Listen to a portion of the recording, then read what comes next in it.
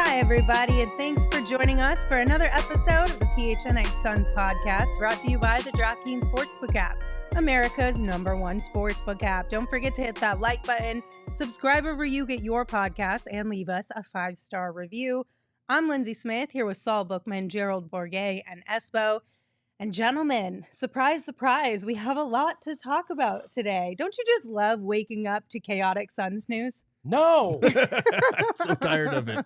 Can we not live here anymore? I mean, it seems like it is just becoming the norm for us these days. Hopefully, by the start of next season, that will all have calmed down. But until then, we've got stuff to talk about. The question of the day is who's actually pulling the strings when it comes to the Phoenix Suns and this team? Brian Windhorst of ESPN shared an article today that gave us a little more insight into the front office of the Phoenix Suns. Baxter Holmes had tweeted this out, said, friend of the program. As Windhorst notes here, Robert Sarver still has to give the Suns personal sign-off on any deal for a player with a salary that is more than the current, quote, average player salary, multiple league sources tell ESPN. Within the article, it does mention what that number is, which I believe is $10.8 million. And then obviously Jay Crowder is at 10.2. But it seems like there might be a little wiggle room on what is considered the average per his standards. Look, he's going to have to basically approve anything that they agree on, is what it feels like at this point. Because if you have multiple players, you're going over a 10 million threshold, right? And this sounds like a backdoor way of him still holding all the control, despite being suspended by the league. And quite frankly, the fact that the league allowed this to be written in the agreement is quite frustrating, but they did it pre-knowing that he was going to sell the team. There has to be some recourse, I would think, to put some pressure on allowing trades to happen for Matt Ishbia, who's coming in to this, because you could cause a real big problem for your new owner just by sitting on your hands and doing nothing. Yeah, if this reporting is true, the Suns are basically screwed because the article confirms two things. One, that any Jay Crowder trade is going to have to meet Sarver's approval, which he has no incentive to approve a trade that will help the team improve. And B, it notes in the article that the sale isn't expected to be finalized, the approval process for Matt Ishbia, until after the trade deadline. Yep. At which point you're sitting on Jay Crowder's contract still and expiring, and a guy who's not playing for you. Not to mention the other expiring contracts that they have on this roster that they should move if they're not planning on re-signing them over the summer. So this is pretty disastrous news, low-key, if this is the case, because we've been talking a lot about how this team needs to get healthy, but they also still need to make a move. If you take that component away, this team has like a 0.5% chance of winning a title this year, and that is not maximizing what little title window you have but left. if you're the league, and I get it, the other owners aren't incentivized to help the Suns win. No. But they also want to put their new partner, because in the end, owners are a partnership. They're 1/30th of the power in the league. You want to put your new partner in a position to succeed. I almost feel like they should expedite the approval process, but they won't. I know they won't. I wonder how Baxter and Windhorst are getting this information. So I kind of feel They like got sources, I Saul. kind of feel like James Jones is like, listen, No. this is what's going on. No, And because my hands are tied. I can't do anything because this guy's going to constantly be in the way. I mean, low-key, it could be some of the minority owners who are sticking around who are maybe frustrated with the situation. Mm-hmm. I would put my money on them before I would James Jones. I put my money on personally. them or the league, because what they're talking about is the actual document that was agreed upon when he was suspended, in what he still could be involved in and have control in. So I don't think James Jones is leaking that. I think it's probably some of these minority owners that realize their investment is being hurt in the short term by the short-sightedness of letting him still control that aspect of things. I also find it very interesting that the NBA would even allow this to be a thing. Right. I understand, like within that piece, it even said, I think it was Sam Garvin who had mentioned like, oh, if it's a $150 million move, then yeah, I need to bring that to Robert Sarver.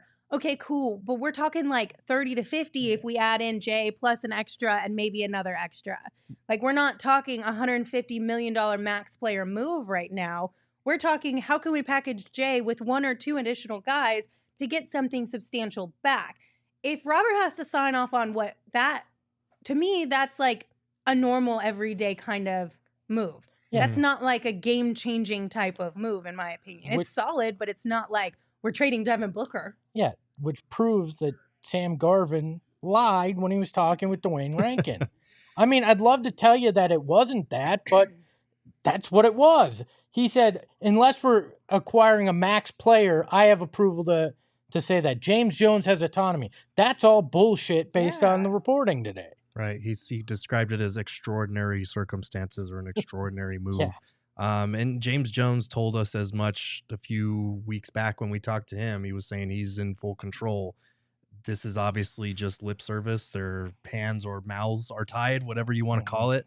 I'm not trying to let James Jones completely off the hook and say, oh, this is all just Sarver tying his hands behind his back. But at the same time, like, if there is a guy that it has to go through, we're not going to get a deal done before the deadline. We're just not. I mean, nothing would surprise me about Bobby Sarves. There's nothing that would surprise me about that guy at all. Like, he's petty. He's probably going to hold this franchise hostage until the day he finally gets removed officially. Like, and so with that being said, like, listen, what I will say is that there are so many question marks about the process of this entire ordeal when it comes to trades and player movement, that it's basically going to give James Jones an out just in case. Like, it just is by nature of what this whole structure is. It gives him an out from when Sarver was suspended till the trade deadline. It does not give him an excuse for not preparing this roster in the offseason for what was coming and thinking that, in part that, internal growth was enough to put them back in a championship conversation. He's not, relieved of that. Just, if this is true, from middle of October until the trade, or middle of September till the trade deadline. Okay, so he couldn't trade Jay Crowder. His hands were tied there. But I don't think he's absolved of everything. No, but I think that goes back to, they put all their eggs in the Kevin Durant basket. When that didn't happen, they had no way out of it. They had it was signed, sealed, delivered at that point, and I think they were planning on maybe revisiting that if the Nets were a dumpster fire, and now they've won 12 fucking games in a row, whatever it is. So you can say goodbye to that one. Shai Gilgeous-Alexander, he's not going anywhere. He's playing at an all-star level. So you're really left, even if the ownership situation had been a lot smoother, you're not really left with a ton of options other than, like we've talked about, some of these middle of the road moves that, improve your ceiling a little bit, but they don't raise it like a superstar does. I'm just going to play devil's advocate on this. I agree. Like, he's not absolved of what the lack of moves that he made in the offseason for sure. Like, but at the same time, like, they won 64 games, and listen, our guy Gerald even said the same thing. Like, you don't blow up a team that won 64 games a year before. They could have made 1 or 2 moves, but at the same time, you can't dismiss the trust maybe that he could have in terms of thinking that, hey, if everybody's healthy, if Chris Paul legitimately was hurt or had COVID in that 7-game series, maybe things are different. If he's not, and let's just run it back and see how it goes. I think that was a mistake for sure. You don't expect Devin Booker to miss as many games as he did. You don't expect Cam Johnson to miss as many games as he did, even though he has missed several games before. It's just, these things happen. And listen, it's happened to the whole rest of the league as well. And when it's happened to the rest of the league, those teams have faltered as well. Like, it has not gone great for them.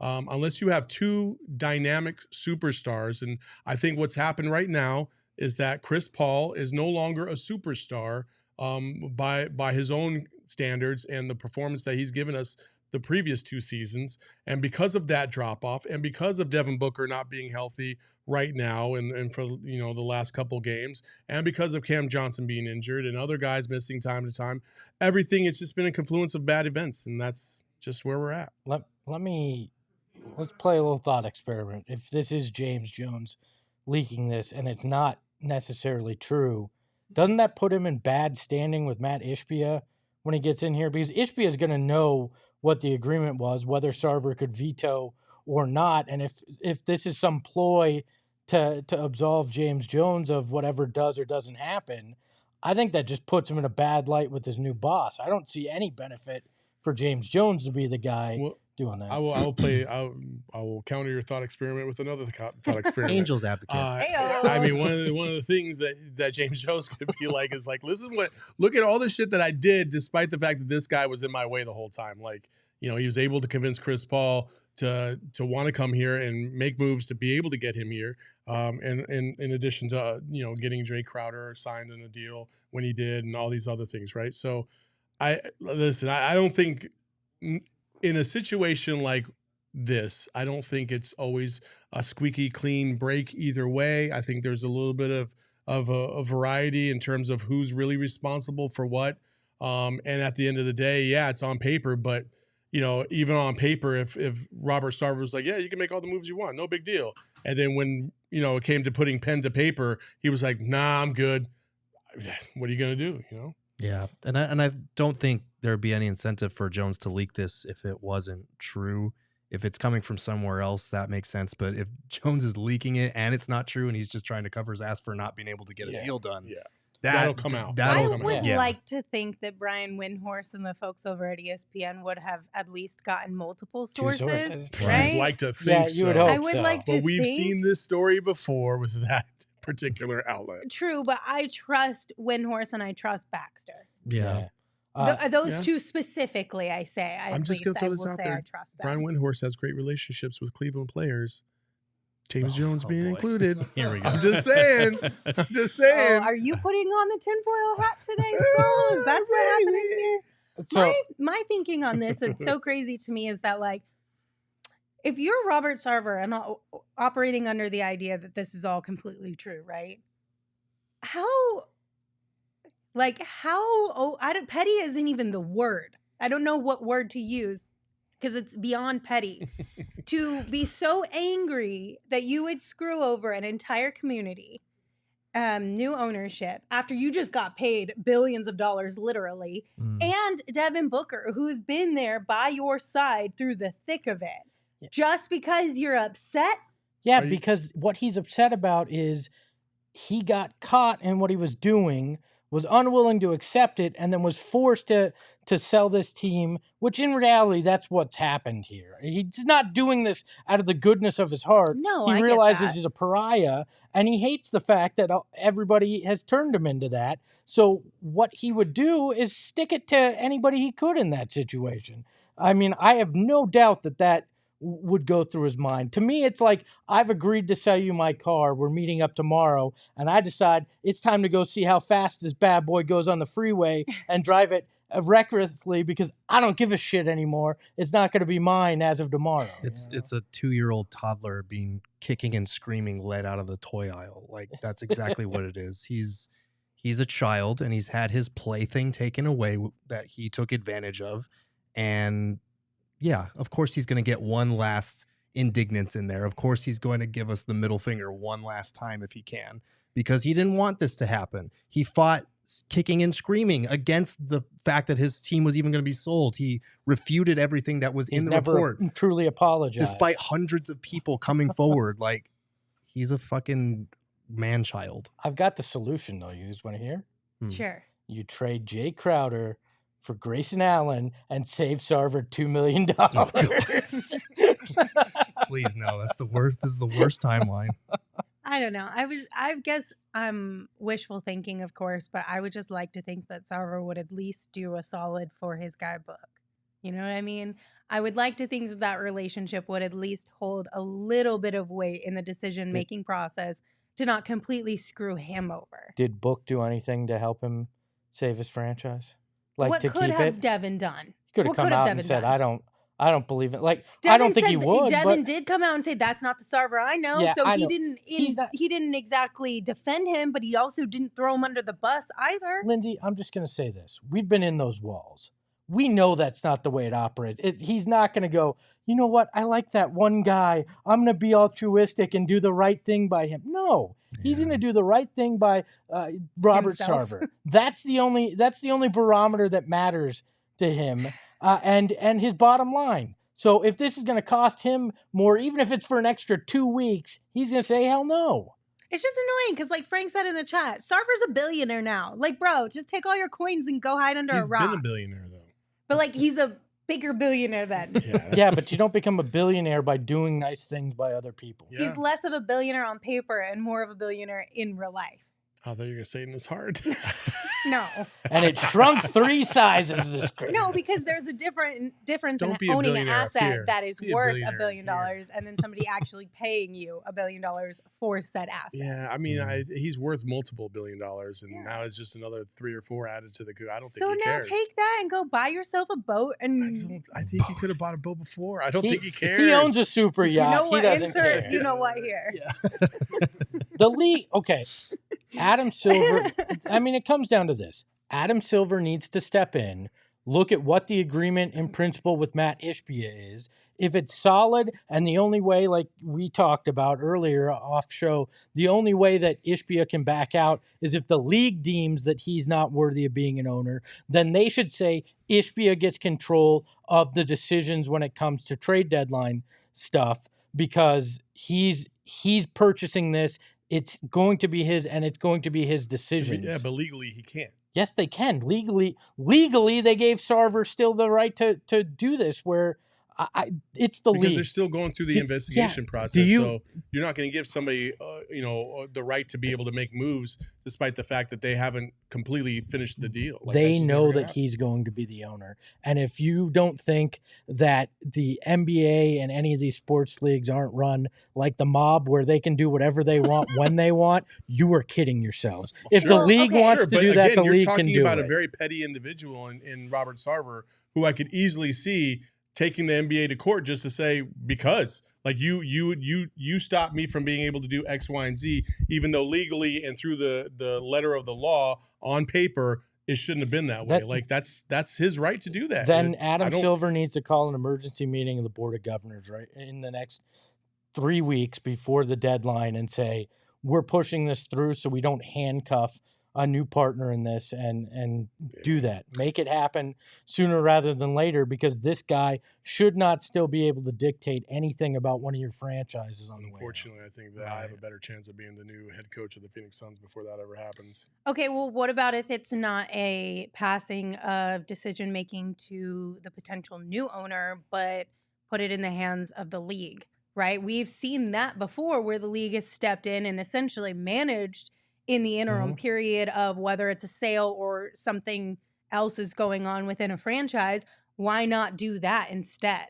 Why not remove any sour grapes that Robert Sarver could be hanging on to and allow the league to be the one who's like, okay, as long as it's a legal move and it doesn't feel like James Jones is trying to do something crazy, allow them to operate within that. That would be a little bit more feasible. I mean, obviously, like we've seen this in this valley before, Coyotes, where the league will just take control of the team and then allow them to make the moves that they need to make, obviously within the constraints of what the league thinks would be permissible. I mean, Ishbia is only buying 60%, which I believe some of the minority owners, and my guess is it's probably Najafi.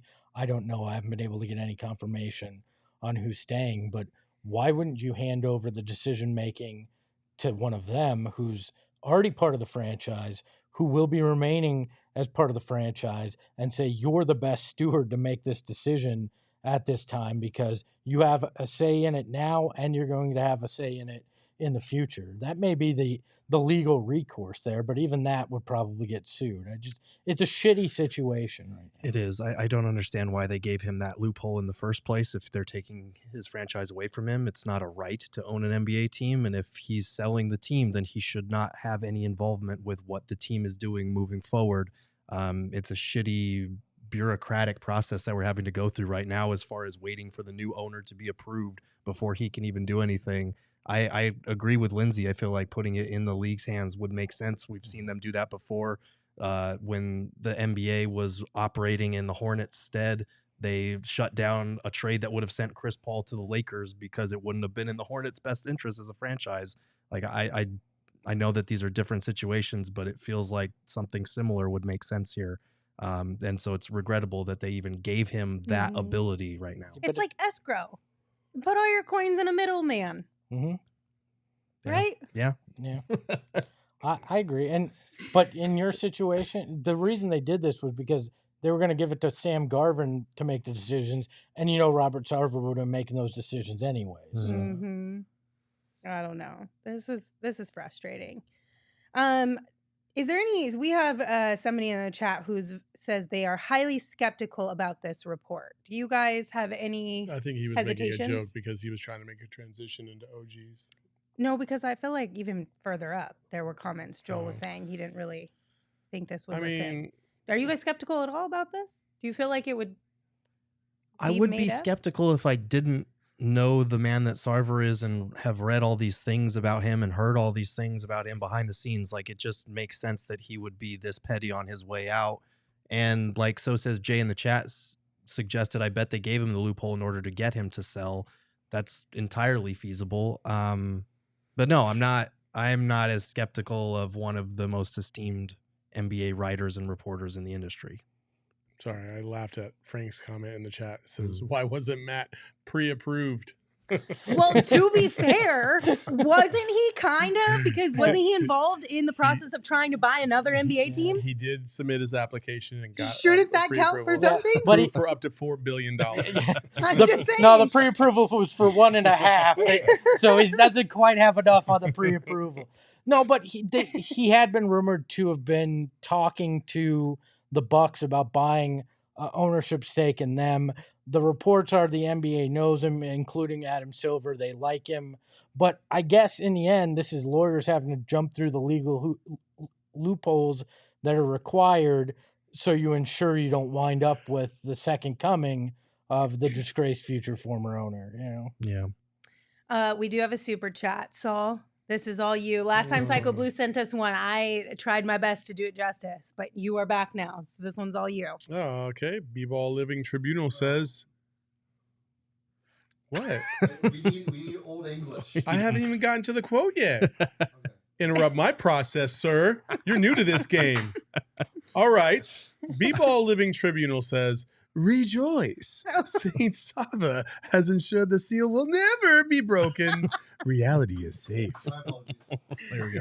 Oh my gosh. I think this might be my new favorite thing that we've got going on this show. Psycho Blue sending us a super chat and look at me. That's gross. Remember last year when I wouldn't do a voice over because I couldn't figure out how? Because it was the most ridiculous. What was that voice? Ad read roulette. Yeah. That's the worst ad read roulette ever. I remember that. I miss ad read roulette. Oh, we should bring that back. Hey, man, take some OGs. Bro. Yeah, I don't miss that at all. Listen, right. Also, by the way, I just want to address something real quick, okay? Okay. Everybody in the chat talking about, would we tank after the trade deadline of X, Y, and Z? Listen, even if we lost every single game for the rest of the year, which is highly unlikely, we still wouldn't get Wembanyama. No. It just wouldn't happen. We will not get the number one pick. Because we are cursed. It's not happening. Wembanyama is for sure going to be a Laker. Somehow, some way. Oh, man. That's just our luck. He can't be. He's a Pelican. No. Somehow, some way, some miracle trade will happen where they all of a sudden get the number one overall pick. That's just the Laker way. It's the most... Yeah, THT. The league's gonna go, hey, that deal you made 3 years ago, we're rescinding it because of basketball reasons. Yeah. You get the first pick. Anthony Davis, you're back in New Orleans. Yeah, that wouldn't work out in our favor. For whatever reason, basketball Cthulhu, who knows? We wouldn't be able to pull off like what the Warriors did. We really need the Lakers to start winning games, by the way. Yeah, because if the Pelicans get one of those dudes. Oh my gosh, if the Pelicans got the number one overall pick, it's over. I don't want to watch basketball anymore. It's over for the rest of the decade. The Lakers are almost into the play-in. I think they're 11th and within shouting distance of 10th. And when the Suns fall to 11th, that'll help the Lakers. The Lakers have the 8th worst record in the league. The Suns they're the 16th ranked team in the NBA right now. So Look, Devin Booker being out for more than 4 weeks, I'm not going to rule anything out because this team has been bad without him. In your faith. No faith. I have faith in this team when healthy, but I just don't know how much ground they're going to lose between now and then. And I think if Booker takes longer than the 4-week reevaluation period, then maybe the decision changes a little bit. I'm not going to rule it out. I'm putting the tinfoil hat on. They looked at the Lakers losing. They looked at what New Orleans was going to become, and they said, "Oh no, we're stopping this. We're going to lose to push you into the playoff." I mean, if there was ever a tinfoil hat conspiracy that should actually happen, it's the rest of the NBA agreeing to lose to the Lakers simply to keep this from happening. Yes. That's a tinfoil hat conspiracy. And I know it's the Lakers, y'all. I get it. But this specific season and this specific draft, I can get on board with it. Like, you take a few L's for the greater good of the entire league here. Yeah. Okay, so after all of the shenanigans that came out this morning around who's pulling the string for the Suns, we also got another tweet. This one is from Stefan Bondi, and they cover the Knicks for the New York Daily News. Tweeted out, ask Chris Paul if he's surprised Carmelo Anthony hasn't signed with an NBA team. To which Chris Paul responded, somebody of that caliber, with that ability, with the heart that he has and the stuff he's done for the game, he should be able to walk off the court when he's ready. So, is this a sign? Listen, Are we putting on a tinfoil hat? Carmelo Anthony to the Suns confirmed? Listen, I mean, damn. we need a score. We need somebody that can shoot the rock a little bit. We could just use a body at this point. Damn, Melo would make so much sense right now. This is Chris Paul going, Brian Windhorst just told me James Jones can't do shit. Carmelo's cheap. Veteran minimum. That's not $10 million. You can do that without asking. You're not even making any trades. Yeah, either. Now the better question You is, got an open roster spot. is if we signed Carmelo Anthony, do we do an emergency pod on that? Yes, we do. Yes, we. If they do any move right now, time, we baby. do Let's an go. emergency pod. Here's my thing about emergency pods that get on my nerves is it always goes off of East Coast time, and it's like, bro, why do you feel the need to tweet this news out at 7 o'clock in the morning? Yeah, that's tough. I'm already. East Coast time, which is like 5 our time. Like, bro, let people sleep. I've already been up for 2 hours at that point, so let's do it. You're different. Just wait for that 4 a.m. Carmelo's a Sun tweet tomorrow. Yeah. Oh my gosh. Okay, but for real, we've joked about this a lot. So for real, would you like this move? I would at this point. I was adamantly against it beforehand, but right now, the lack of scoring is absolutely killing you in these games. Like, Mikhail is MIA. DA is MIA every other game. You don't know what you're going to get from him. Chris Paul is not going to score. So you're basically putting all your hopes on somebody that's going to come in the fourth quarter and give you a bucket and Dwayne Washington. That's it. That's all the Suns got right now. You got to give somebody some buckets, and Carmelo can at least get you that. Now, he's going to give up buckets on the other end. Albert says, who's playing defense if we sign him? The same people that are playing defense. Nobody's playing defense now. Nobody's playing defense now. So what are they, the 28th ranked? The same one. Yeah, like shit, man. Okay, look, he's 38 years old. My expectations would be extremely tempered if they signed him, but he's an able body and he can get his own shot. Championship. I mean, hello. What are we're trying to stay at 500 for January. Like, right. So the goalposts have moved. Yes, we're not competing for a title right now also, here in January. Also, if Chris Paul got Carmelo in the fold, it would give him juice for like a quarter. Shit. But in all seriousness, if you could put Melo out there to get you a couple buckets, especially if this team is in like a really like stagnant place during a game, that would rejuvenate them a little bit. Sometimes you just need a guy to go out there and put up a flashy little number, and it gets you all excited again, and then you continue playing basketball the way you should have from the jump. I say this half jokingly, but does like a third of this roster even remember Carmelo Anthony, the good Carmelo? Like, they were like 7 when he was good. Yeah, I mean, listen, Carmelo's one of the best scorers in NBA history, but I've also very, very much felt that Carmelo was one of the most overrated players in NBA history. So rude. You can judge me all you want. How dare you insult our new 13th man? Look, I'm going to tell him you said that when he gets here. Carmelo in game 1 could drop 30 in the first half, and Monty would still bench him the next game. I mean, Euphoria said No, no. tell me I'm Euphoria wrong. in the Tell chat me was I'm like, wrong. I don't want him because Monty won't play. He won't. Oh, come on. He'd be like, That's not true. Monty would just sit there and be like, man, I really wish I had someone on this bench that could score, looking at Dwayne Washington and Carmelo and just be like, nope, not there. That's and not then true it. because what would happen is CP3, who I secretly believe is running things, would go, how about you give my boy Carmelo some run? And automatically Monty's getting him off the bench. Like, I don't know. I think Monty has a great deal of respect for older players, and if Carmelo was one of his guys, we'd see probably too much Carmelo. But Oh my God, we probably would. 40 minutes a game. Yeah. He becomes a new McHale. Yeah, Devin Oh, Booker's no. time drops off. It's like he went from 35 no. minutes a game down to like 28. You're like, why is Devin Booker's usage rate so low? Oh, it's because Carmelo's playing more. Oh, man. This is awesome. Melo's feet and joints would just be wrecked by game 5. Oh, no. This is true, Killer X. If Melo did come to the Suns, you're basically waving a white flag. Like this was our last ditch effort to save this season, and it's not a good one.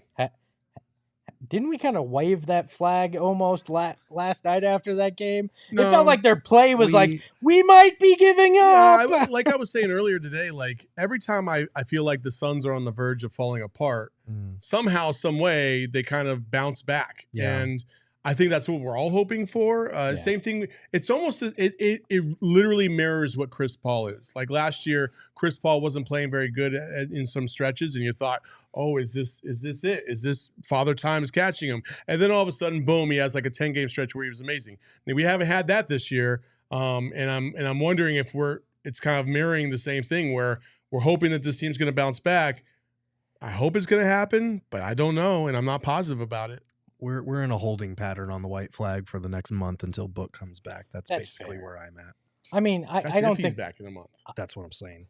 like I don't think they're legit waving the white flag we give up for the No, they're for definitely the full not. season. I think the championship aspirations, you've waved the white flag on that as of right now, based on Oh, I the think next we month. are. Yeah, we, not the yeah. team. Yeah. My bad. Yeah, I didn't but- mean to say Carmelo, not LaMelo. My bad. Yeah. LaMelo gets here, that might LaMelo be a gets little here, bit that more changes interesting. things a little quicker. But look, there's no easy fix here. There's not some veteran minimum contract you No. decide and go, that's the key. That's No. the game changer. You know, like it's a Band-Aid on a gaping wound is what it is. Yeah. And at least Carmelo could score some buckets, which you're struggling to do right now. I mean, you're grasping for straws, but I certainly feel like that may have been CP3 signaling. I mean, maybe. Why I mean, not? I think he was asked a question and he answered it, but the way he answered it always matters. So Yeah. Also, Okay. I wonder, CP3's team, doesn't CP3 seem like, and you would know this, Gerald, does CP3 ever go, hey, ask me this, and then walk to the podium like, what? no, Come Would that on. surprise you, though? Give me something. Would that surprise That would not you, surprise though? me with CP3 at all. No. Hey, didn't Melo used to play here? Maybe you should ask me a question about him. I might have an Wouldn't- interesting that wouldn't answer. surprise me at Oh, all. okay. All right. If you could put money on Melo becoming a Sun this season, would you yes or no? Which one would you take? I put more on it now than I would have 2 weeks ago. I'm going to put money on yes. Yeah? Yeah. Okay. I need something to give me some juice. I mean, I feel like we're at like probably plus 300 odds, so I would put money on that. Do you Sure, think why so? not? Okay. Yeah. Daddy needs the juice. Shane? Stop it. We need you Shane, to stay mellow as well. do you think this would be a good gamble or not? You can shake His your mic head doesn't. yes or no. Yeah, okay. He's Yes or saying no? no. He's saying no. Shane doesn't think this would be a good gamble. I would probably put money on it though. I don't see how it could be any worse than what it is. But if you guys want to get in on the action That's and why put we're some in. money down on the DraftKings Sportsbook app, we highly recommend you check it out. But make sure you sign up with the code PHNX because when you use that code, you can place a $5 pregame moneyline bet on any NBA team to win their game and get $150 in free bets if they do. That's code PHNX only at DraftKings Sportsbook. Minimum age and eligibility restrictions apply. See show notes for details. What are you laughing at? I Fucking can't. Gilbert. What did cannot. Gilbert say? Gilbert. OMG, campaign was it ice? It's not like if it was just Brother. It looks like he was in Ice Age. Oh my god, campaign was an Ice Age. Oh, man. Oh, shit the sloth. Oh, that's mean. We've had this man on our show. That's I the love best him. character I of love Ice him. Age, though. Oh, it's Sid the Sloth? Yeah. Oh, yeah. 100%. Oh, yeah, for Makes the whole movie. So, sure. Oh, yeah, the yeah. squirrel, yeah. Well, they're like 1A and 1B for Yeah. sure. The So two of says- them are top notch. so says Jay says, "Daddy needs the juice" is my new favorite phrase. There you go. All right. Let's cool things down. Sit back, relax with some Four Peaks beer. Mhm. Four Peaks beer is fantastic. It is the perfect, like, I don't know about you guys, but I feel like this is the time of year that's perfect patio weather for Arizona. Like, yes, it's a little chilly, but during the day, it's like a nice chill, but you got really harsh sunlight still. So it's like Yes. warm and cold. It's And like thanks the to the perfect Suns, thing. it's the perfect drinking time. too. This is fair. And the best thing about the Four Peaks Brewery down in Tempe is that they have huge patio space, so much outdoor seating. Or if you're not into the outdoors, you can always sit on the inside as well. But you should definitely check them out. And they are going to join us at our inaugural PHNX Tea Party. Let's They're the go. presenting partner. That's happening out at Dobson Ranch Golf Course next Friday, January 13th at 5:30 p.m. And this is your formal invite to come hang out with us. We're renting out the entire driving range. We're going to have big drive energy out there. Obviously, we're going to be out there. You can hang out with fellow diehards as well. It's a fun night of Suns basketball, golf, food, drinks, contests, prizes, and so much more. We'll have a watch party. So the Suns game will be on multiple TVs out there. We're going to do our show from out there. Four Peaks will be handing out beer samples and swag. So if you want to come hang out with us, check the link in the description to reserve your spot right now. It is $45 per person, but if you're a diehard, you can get that for $36. And then you can also do foursomes, and diehards get a discount on that as well. Yep, Right. come join us. You get little tasty beverages, some samples of Four Peaks, in addition to some samples of OGs, unmedicated. Because the flavor, I mean, listen, a bag of unmedicated OGs is as good as anything else you're going to get to. It's like better than Sour Patch Kids. Yeah, so come out, have a good time with us. It's going to be fun. And spots are running out, so do it now. I miss the beer advent calendar. Can we get a box that just has 31 spaces in it that we put beer in so I can You can make open whatever it? you Just want. for the I'll put it fun. right on the Every table day. just so we open one up. I miss it. All right, we have a couple additional things that we're going to talk about in the show, but there's a few things that have come from the chat that I feel like could be fun to talk about. So Sure. let me throw you guys a curveball. Mhm. Laking Ball said, thoughts on Donovan Mitchell, What? 71. Wait. Oh, what? What was his name? What did she say? Laking? Laking. Was that one of those things? You where I it have no got clue. bamboozled? You said leaking It was balls? at the very top. No, just ball, singular. Okay. Oh, okay. Okay. So it's Lance Armstrong. All right. Good Lord, you guys. I'm Oh, just going to no. call him Laking or her. Laking said, thoughts on Donovan Mitchell's 71-point game and the Cavs playing the Suns tomorrow. Yeah. Honestly, like, it's amazing. It's amazing, but I honestly haven't gone back to look at it because it was happening right at the same time as Mhm. that tragedy out Monday Night Football. And so I think what he did was amazing. But true transparency, I have not seen a single highlight from that whole thing yet. No, it was really cool. I mean, I've watched the highlights, went through them this morning. It was really impressive. I think it was the most efficient 70-point game in NBA history from a true shooting perspective. So really cool for Mitchell. He's been balling out for the Cavs. I was annoyed by how often Devin Booker somehow was Oh my looped God, into the yep. conversation because of his 70-point performance. And it was also weird that the Bulls fouled at the end there when they didn't need to. But yeah, I'm not the person that's going to be like, well, we should talk about how it went to overtime or Oh, how, I'll be that person. I Don't you worry. know you're going to be that person, but can we enjoy the greatness of both 70-point performances? That's all I'm really here for. Yes, both were spectacular. Both were something that will be remembered forever. But really, it should say 59 points in regulation, 12 in overtime, because in the same amount of time Devin scored 70, Yeah. Donovan Mitchell had 59. And that's just the reality of it. And I actually had a serious conversation. A buddy of mine texted me and said, should the NBA qualify it like that in terms of when you're looking at points in a game? Because when you're looking at the history books right now, Donovan Mitchell now has the most points since Kobe's 81. Mm. But in reality, he did that in 5 extra minutes than Booker and Kobe did it. It's not the same. It's the reason why in analytics you have a per 36, because you're trying to even out to make it look, in the same time frame. So it's apples to oranges to me. Great performance by Donovan Mitchell, extremely efficient, one of the best we've seen, but not 70 in regulation. Yeah, I'm okay with qualifying it. Like, I think people have tried to qualify Devin Booker's 70 points by saying it came in a loss when he was playing with a fucking G League roster. Like, these things, you can qualify them. They matter a little bit, but at the end of the day, all anybody is going to remember is 71. And I just, what you would think. I hate that this now has shifted the conversation to Donovan Mitchell is now better than Devin Booker again, when we've been saying the exact opposite for the last 3 years. Like, this one game doesn't change my opinion either way. Mitchell is having a tremendous borderline MVP caliber season with the Cavs. When Devin Booker was healthy, the Suns were the 1 seed in the West, and he was having a borderline MVP caliber season. Like, I don't understand why we have to keep doing this. I agree. But is it simply because they play each other tomorrow? I mean, it's that, and it's the 71 being 1 point more than 70. And that it came on a foul that didn't need to happen from a guy who played in the game. Devin Booker had 70 and Derrick Jones Jr. There's all sorts of weird connections with it. Yeah. I love how the chat is kind of split on this one. Jay said, points in a game, not points on regulation. Give them his flowers, man. YSK said D-Book 70 was insanely stat padded. Come on, bro.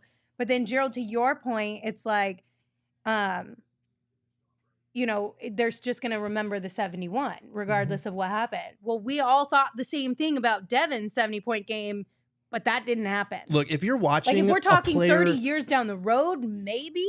But I don't even know about that. Everyone's going to be like, yeah, he had 70, but it wasn't a loss. My thing is, if you're watching a game where a player is within striking distance of 50, 60, 70 points per game, and your thing is, oh, he's stat padding, or oh, he's getting to the free throw line a lot, choose a new sport. Find something more fucking fun to watch, because you're clearly not entertained by basketball. Like, what are we doing here? 70 points, and you're going to sit here and be like, oh, he was stat padding.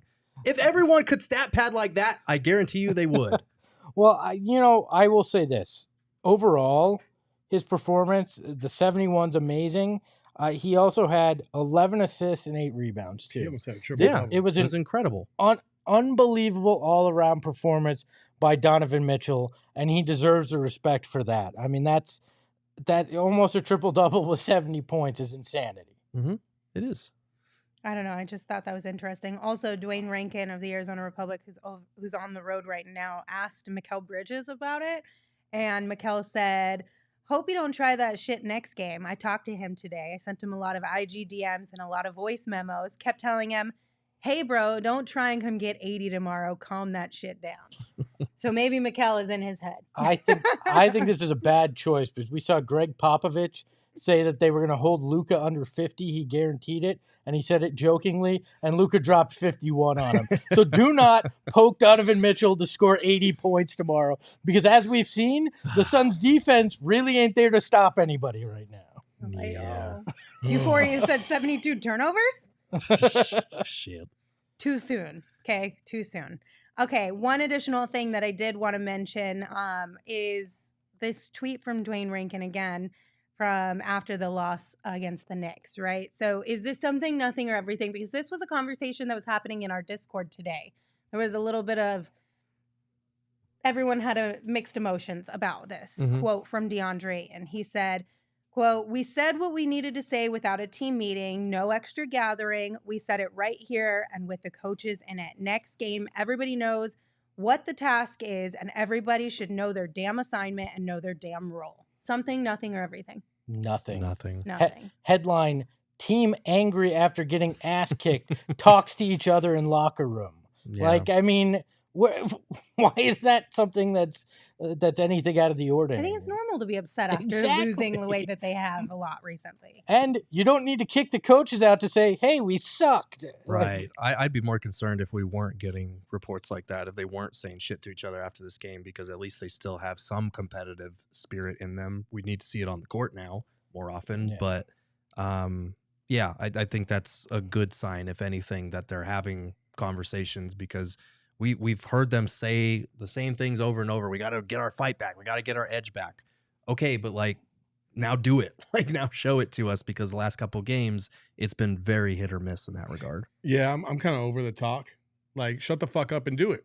Like, just do it. I'm so tired of like, oh, blah, blah, blah, blah, blah. Like, okay, cool.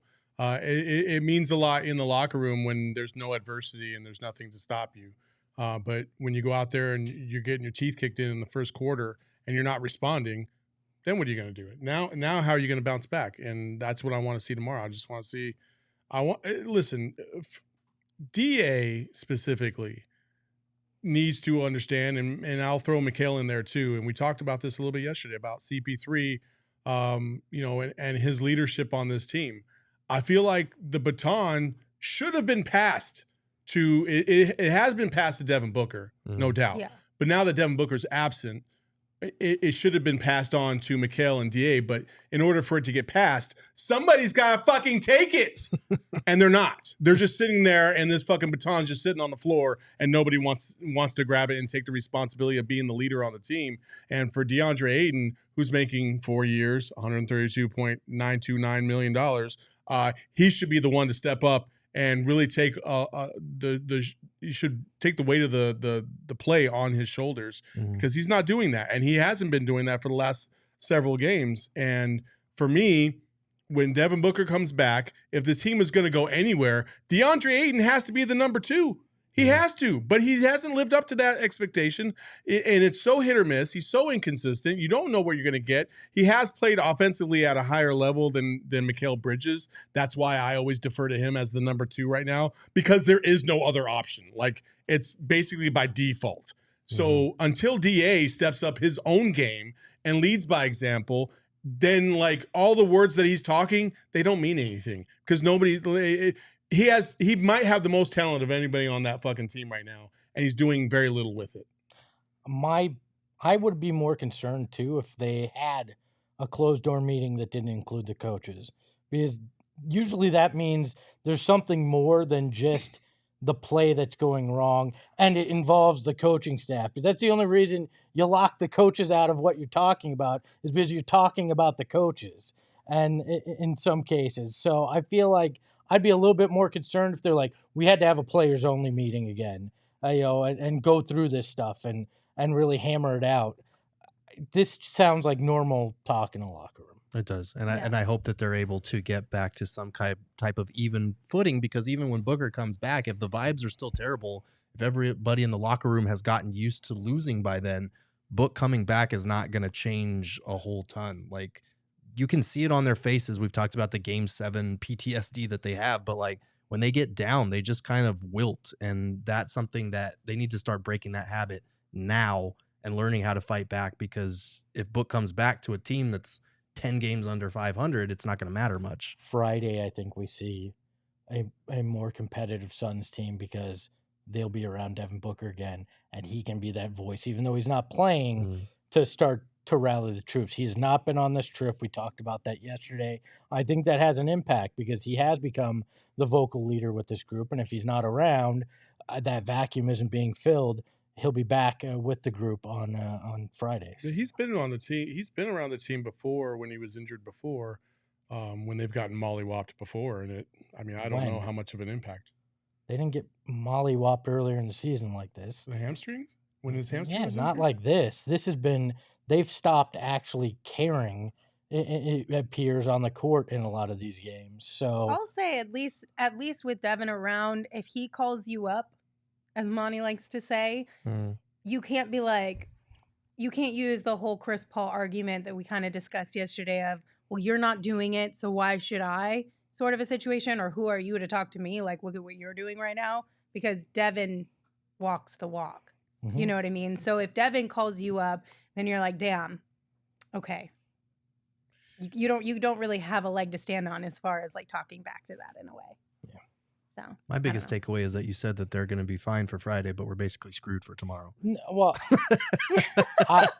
I mean, why do we believe that they're going to be able to go out and do anything against the Cavs? I don't, and I don't know that they're going to be world beaters on Friday, but I think you might see a little bit more heart and hustle, because you're going to have that voice back in the room. The first Grizzlies game at home. When Okay, so absolutely. So once, but we didn't think they had completely given up. That I mean, they weren't competitive in that game. I know that. Yeah, but that was before we were like, oh no, what's happening? It was like, damn, that sucked. Yeah. But that now was we're also, like, what's going on? that was also on the heels of when he was even healthy, them still getting fucking obliterated back to back by the Mavericks and the Celtics too. So. There's some bickering going on in the chat right now. You guys will be nice to each other. Take an OGs if you need a little help calming your nerves. They are here for you guys. Also, I learned today OGs has a new flavor coming out, you guys. Oh, yeah? Ooh, are you so excited about this one? It's strawberries and cream. Ooh. I know. Orange creamsicle has been one of the like OG staple flavors. So strawberries and cream sounds very delightful. I hope that they'll have some of those, like you said, non-medicated samples out at our watch party next Friday. Oh, they will be. Hopefully they will, because I really want to try the strawberries and cream flavor. And you can check out their new CBD THC quote happy balance ratio. That's the flavor the strawberry and cream is. That's the type of gummy you'll get there. You can find them online at ogsbrands.com. You can find them at your local dispensary.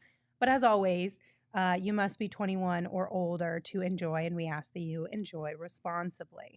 We all very much need some happy balance right We now do. in terms of everything. I'm excited though to find some balance in my pocketbook. I want to get some of that cash back that I lost over December in terms of buying gifts and all the things that come with the holidays.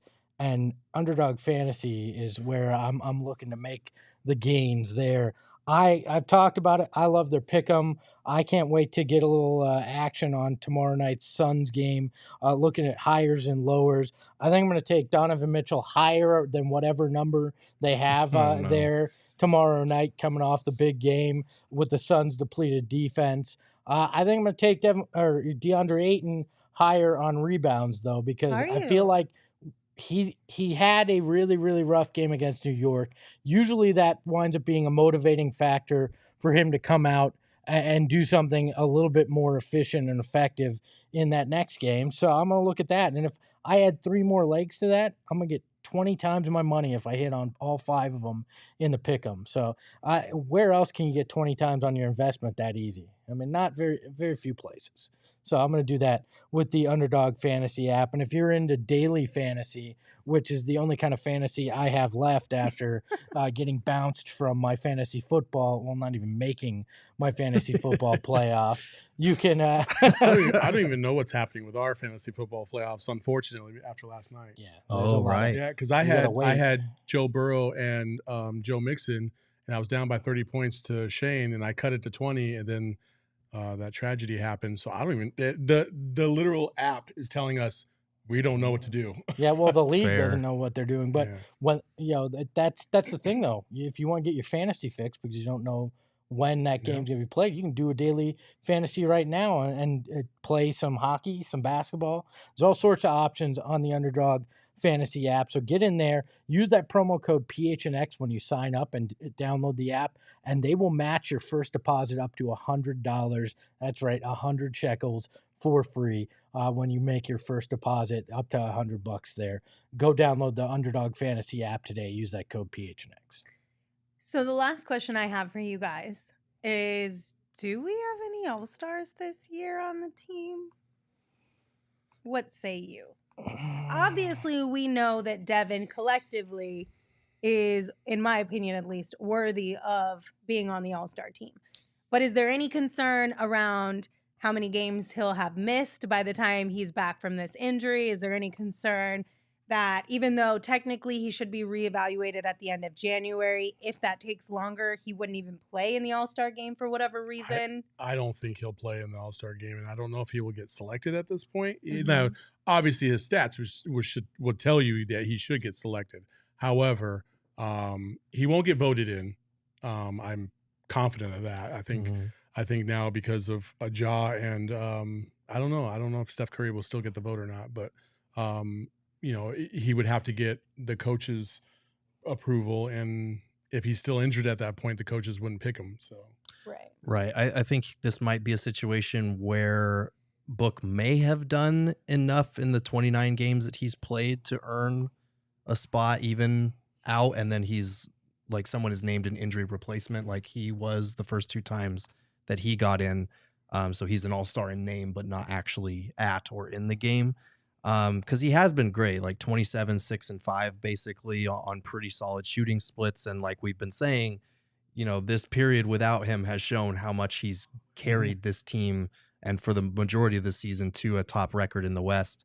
But outside of Book, like I know Deandre Ayton is going to be the name that we're going to talk about. And to be fair, like in the West, the front court spots, there's not as many candidates as you would think, because you look at the numbers, like Karl Anthony Towns has only played 21 games, and he's been on a team with a losing record.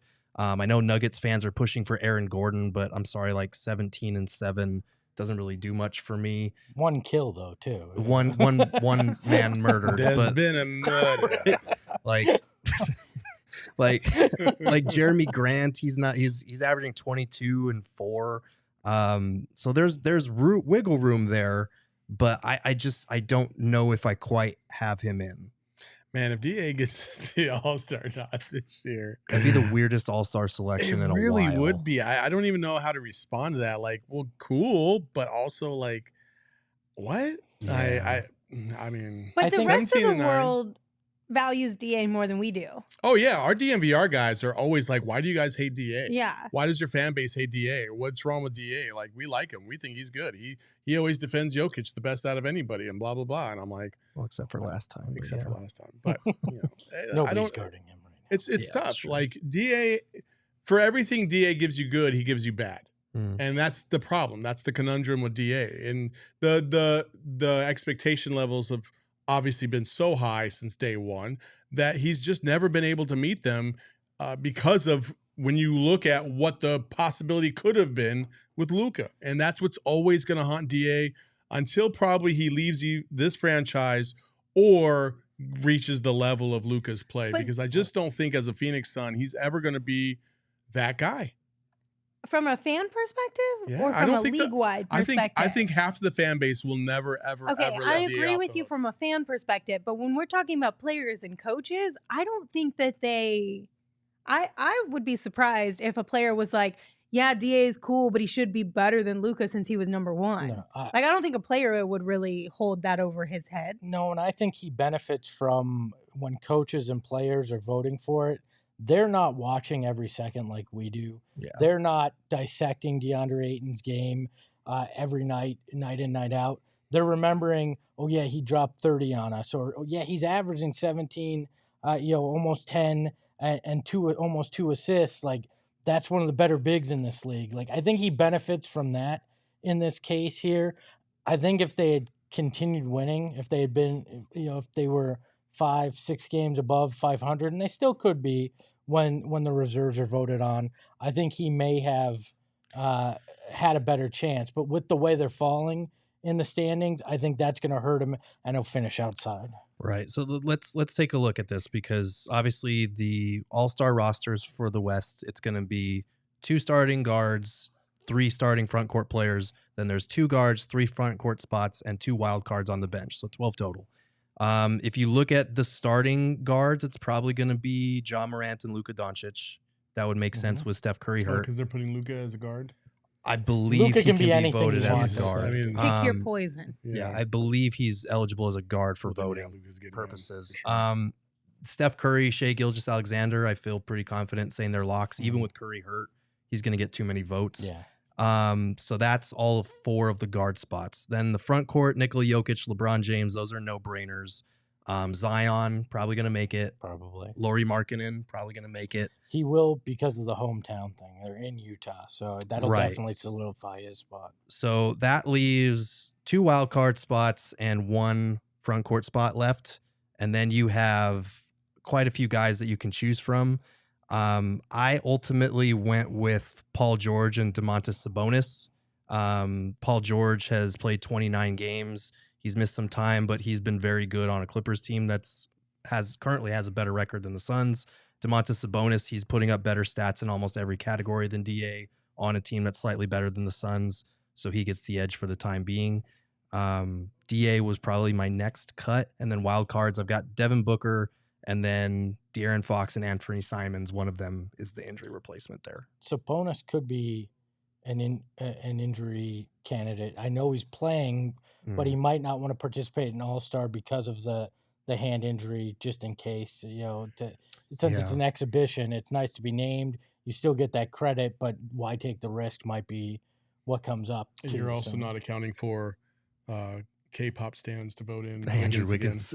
No, we need to get a K-pop stand. Oh, that's right. Thankfully. That's Thank true. goodness. Yeah, because voting is a little bit weird this year because you can't vote on Twitter anymore. You have to go to NBA.com in order to vote, which means you have to sign up and do all that thing, which, listen, I'm in this boat as well, okay? Us Suns fans, we're not even that great when it comes to just putting a hashtag on a tweet, let alone going and having to sign into something to send a vote. You don't want your NBA ID, Lindsay? I mean, come on. You need that ID. I'm just saying, we are all a little bit lazy sometimes when it comes to that. If you're voting outside of the U.S., do you get an NBA passport instead of an NBA ID, or how does it work? I have no idea. Do you think Chris Paul will even be in the conversation? No. No. Ouch. You ain't got to do him like that. I mean, no. No, I don't think Chris Paul will be in the conversation. If Melo gets signed today, he'll get more votes than Chris Paul. Oh, my God. Damn. That's aggressive. Damn. What about Damian Lee in the three-point contest? He deserves Should he to at be least be in the conversation? Yes. He should be. We'll see if he is. Cam Johnson was, I think, 3rd or 4th in three-point percentage at the time last year, and he didn't get a nod, which was strange. So Damian Lee, apparently the Suns were like, you have to lead the league in three-point percentage to have a chance. I told you my dream three-point scenario this year, right? What's that? It's Damian Lee, right. Seth Curry, Steph Curry, and then you bring Del Curry out to do it, and it's an all-in-the-family three-point contest because who the hell cares? It's just pointless exhibition. I mean, the three-point contest is better than the dunk contest now. I'll say that. It's more entertaining than the dunk contest. And it all means nothing. Yeah, but it's fun. Which really sucks because the dunk contest was so fun. Yeah, it was so fun until the NBA robbed Aaron Gordon twice. Then I was done with it. I had Well, fun. now I'm happy about it. I mean, screwed Aaron Gordon. And then Aaron Gordon was like, you know what? I'll put my own dunk contest on in this game against the Suns. You're reveling in Landry Shamit's demise. I've said this before, and I painful. will say it again. Aaron Gordon getting robbed in the dunk contest gave us one of the best music videos of all time. By best, you mean worst. No. Yes. Cringy. Yes. That brought 1,000,000%. so much joy to my life. Was so I cringy. literally watched it. I watched it last month. Oh, man. I've told you guys what my top 2 pieces of NBA content all time are. That's definitely at least top 15 for me. What are the top 2 pieces? My top piece of NBA content was the Blake Griffin with all of the guys doing the sketch, when they like basically lockout kidnapped stuff. him. No. The lockout sketches where they were like, do you need somebody to get things off tall shelves? We're available. okay. Would you pay Yeah. $500,000 for this? Yeah. Would you pay $17 million for this? And it was like old infomercial kind of Yeah, stuff. Oh my okay. God, fantastic. And then Serge Ibaka and OG arguing about scarves. Yes. And then I've never the seen that. chaos that happened afterward with them arriving to the arenas, definitely second best piece of NBA content. Okay. If you guys haven't watched any of these things and looked into all the things, you should absolutely do it. I probably watch both of those things at least once or twice a year. I disagree with you. This is the best piece of NBA content that's ever been made. Right This here. one right here, This this one right specific here. episode. Our podcast? Our This one podcast right today. here. This one today. Oh. Hello. Sounds like, yeah, I don't Can know we about it. scroll back up? Hello made the most astute thing observation. Espo sold his soda the devil during the offseason, and this is what it sold. The devil was like, I'm going to need more on that. Wow, this soul's more used than I expected. Your soul bounced. We're gonna need I'm going to need my something God. else. We're gonna need some soul meter and it's barely Took all of registered. Suns fans' Wait. souls as collateral. Wait, That's this great. man has no soul. What deal did I make? All right. And then the last thing before we say goodbye, another super chat from Trevor. Trevor, thank you for your super chat. They said, will you guys be somewhat happy if we win tomorrow? Which means on the road trip, we beat the Grizzlies and the Cavs and almost beat the Nuggets. I mean, That's one way to my look at it. personal happiness is not dependent on the Suns. I'll just throw that out there now. Man, but what therapist do you use? Because I can but really use that. it's healthy. But Yes, I mean, obviously, if they beat the Cavs tomorrow, that'd be a great sign because they have been competitive at times on this road trip. It's the longest road trip of their season. It's not just a lot of games, but a long time to be away from home and traveling. But just the inconsistency and effort that we've seen has been worrisome to me, because it's one thing if you're going out there and you're just shorthanded and you're fighting your ass off every night and you're just losing games, but there have been games where they're just completely not competitive and they get their shit kicked in the first quarter. I wrote about this on gophnx.com. For New Year's resolutions, one of them has to be getting off to better starts because they're always in a hole, and they have the worst point differential in the NBA in the first quarter since the beginning of December. So it's just little things like that that can be solved with a matter of effort and defense and things that they have normally been good at that we haven't been seeing. So that's why I'm concerned. But yeah, if they win, obviously that's great. It's still not a good road trip, and they're still in a pretty precarious position right now. Yeah, 2-4 with a lack of effort. Being happy about that's a loser mentality. I refuse to be happy about that with where your expectations were this year, and even with the circumstances, 2-4 with how lackluster you looked in a lot of those losses is more concerning than anything. I'd much rather they come back 2-4 than 1-5, but I'm not going to get happy about it. No, I mean, they play close in a game. They beat the Grizz, and then they get absolutely destroyed by some below average teams. Like, no, The Wizards, that doesn't mean shit to me. And I guess I should clarify, it's not necessarily effort, it's execution. I think they're trying hard, but I do think they got demoralized, like in the Knicks game when shots weren't falling and then their effort fell off. Yeah. Like, you got to execute the game plan. I mean, call me a loser. I'll be happy if they win tomorrow. Loser. I mean, Damn. shit. I'm tired of losing post-game shows. Are you kidding me? I'm tired of the music. They're annoying as hell. We all argue. The chat argues. I want to have a fun post-game show where we can be happy about one thing. Lindsay, I would like that. Of all of us, you should have the experience of dealing with losses at such a high Yes, and I'm level. over it. Why? I'm over it. I don't want Why? to go back to that place. Fight me, bro. This damn music. Give in. Give in to the dark side. Like, I don't understand how you guys would be. I don't get it. I understand not being happy overall, but like, you're really gonna not be happy tomorrow night if we win? The question was about the road trip. That was not Right. the question. Of the road trip. Yeah, I'm Yeah, not gonna be you're happy not- about the road trip, No. but I'll be happy about the win. I'll be happy they won, yeah, but not overall. Not overall, but like, I mean, I still would be fine overall with it. On purpose. No, I would still be fine with it overall. With the road trip? I would be fine with it if it continues. Like if this win starts But that like was a not the new question. trajectory. You're adding more levels to the question. There's levels to this. There Lindsay is just not. wants to win. She was like, no, I'm okay with it if we win the championship. But if it doesn't mean anything, that's what? No. I can understand, Lindsay. You're not that far removed from having been within the walls with the losing seasons. I'm almost a decade beyond that. I'm feeling a little bit better than I get that you have some remnants of that still in you. So any win you cling on to for dear life. Exactly. You can't take them for granted. I'm just saying. All right. Well, that was a fun show. I don't know if this was the best show we've ever had, but it was a fun show. Jesus Because Christ, it's a Lindsay. callback to Espo saying this is the best piece of content we've ever done. No, It's not. in NBA history. Oh, even that. Oh my God. We've definitely had better shows than this. Wow. I'm glad she did this at the end and not the beginning. This is going to be Did a we shit not- show. Did we not give Lindsay her bonus this year? I mean, what is going on right My You here? forgot bad. to feed her. That's Am I what- not allowed to be honest? Oh my gosh. Sorry. I thought these three sucked, but I was great, is I what was Lindsay right. I said. did not exclude myself from that analysis my either. goodness. I'm just saying. Gotta love January in Phoenix. There's shade everywhere. Everywhere. Lindsay's tanking for her own draft pick. It wasn't that good, guys. Oh, well. But you know what is good? You guys could have been better. You know what's really good? Us? Mountain Mike's Pizza. No. Mountain Mike's Pizza is delightful. They dropped it off for lunch today, which was a very pleasant surprise because it normally comes on Mondays. This week it came on Tuesday, and I was so stoked to walk into the office today and be greeted by boxes of Mountain Mike's I was Pizza. about to say, have you not been here before? No, but I just assumed it was here yesterday.